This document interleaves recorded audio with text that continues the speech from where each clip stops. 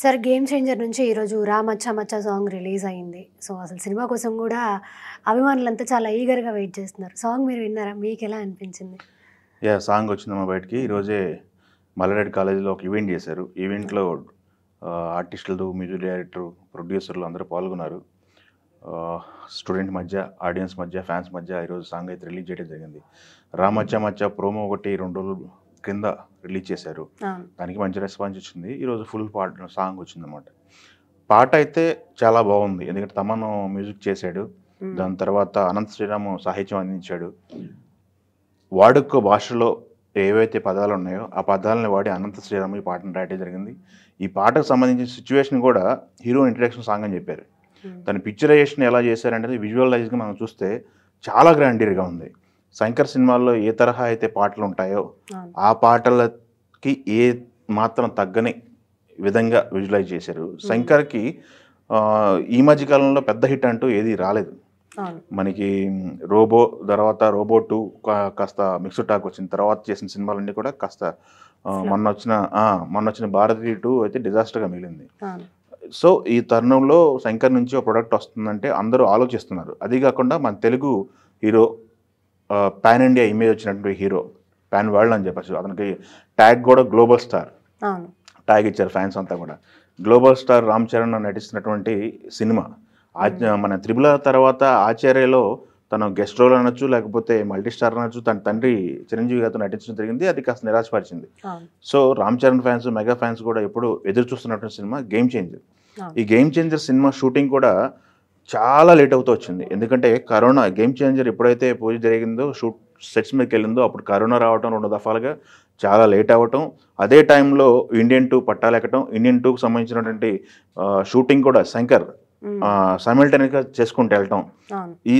ఈ నేపథ్యంలో చాలా గ్యాప్ వచ్చింది. రామ్ చరణ్ నుంచి సినిమా స్ట్రైట్ సోలో హీరోగా సినిమా రాలేదు ఇప్పటి వరకు త్రిబుల్ ఆర్ తర్వాత. సో ఫ్యాన్స్ అయితే ఈగర్గా ఉన్నారు. ఈ టైంలో డిసెంబర్లో సినిమా రిలీజ్ చేస్తున్నాం అని చెప్పేసి దిల్ రాజు అనౌన్స్ చేయడం జరిగింది. క్రిస్మస్కి వస్తున్నాం అని చెప్పేసి చెప్పడం జరిగింది. క్రిస్మస్కి వస్తున్న తరుణంలో ఇంకా చూస్తే 2 నెలలు కూడా లేదు. అక్టోబర్, నవంబర్ 2 నెలలు, తర్వాత డిసెంబర్ అంతే. ప్రమోషన్స్ అనేవి స్టార్ట్ చేశారు. ఇది పాన్ ఇండియా సినిమా కాబట్టి అన్ని భాషల్లో దీనికి ప్రమోషన్ యాక్టివిటీస్ జరుగుతాయి. 3 నెలలు అయితే ప్రమోషన్ కేటాయించారు.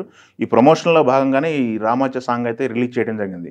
ఈ రామచ్చ సాంగ్ సినిమాలో కీలకమైన సాంగ్ అని చెప్పేసి డైరెక్టర్ కానీ లేకపోతే మనం దిల్ రాజు, అనంత్ శ్రీరామ్ చెప్పడం చూసాం మనం. సిచ్యువేషన్ కూడా వాళ్ళు ఎక్స్ప్లెయిన్ చేయడం జరిగింది. ఎందుకంటే ఒక విలేజ్ నుంచి వెళ్ళినటువంటి వ్యక్తి, మనలో తిరిగేటువంటి వ్యక్తి ఒక గొప్పవాడు వచ్చితే ఫ్రెండ్స్ అంతా తనతో ఇంతకుముందు ఉండే విధంగా కలివిడిగా లేకపోవటం, కాస్త దూరంగా ఉండటం, భయపడటం, ఇట్లాంటి సిచ్యువేషన్లో వచ్చే పాట అని చెప్పేసి వాళ్ళు ఎక్స్ప్లెయిన్ చేయడం జరిగింది. సో దీన్ని బట్టి మనకి స్టోరీ కూడా కొంత వాళ్ళు లీక్ చేసిన సందర్భం అయితే ఉంది.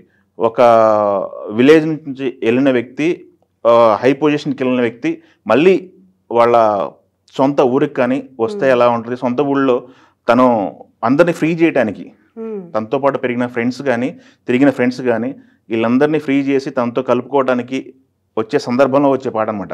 సో అందుకని పదాలు కూడా కళ్ళజోడు తీసినా లేకపోతే టక్కు తీసినా టై తీసినా అని చెప్పి పదాలు అందరూ సులువుగా మాట్లాడుకునే పదాలు. బీట్ కూడా మనకి మాస్ బీట్ అనమాట. హీరో ఇంట్రడక్షన్కి అనేది ఇప్పుడు మనం తెలుగు సినిమాలకి ఒక ఇంపార్టెన్స్ ఉంది. ఒక ఫైటో పాటో ఈ 2 తర్వాత స్టోరీలోకి డ్రైవ్ చేయటం ఒక సాంప్రదాయం కొనసాగుతుంది. సో ఈ సినిమా ఈ వెళ్తున్న పోకడ చూస్తే మట్టి పక్కా కమర్షియల్ ఎంటర్టైన్మెంట్కి చెప్పవచ్చు. అవును.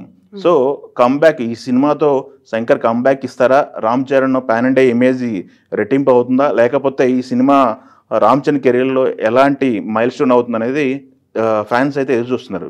అది కాకుండా దిల్ రాజు చేస్తున్నటువంటి సినిమాల్లో హైయెస్ట్ బడ్జెట్ సినిమా ఇది.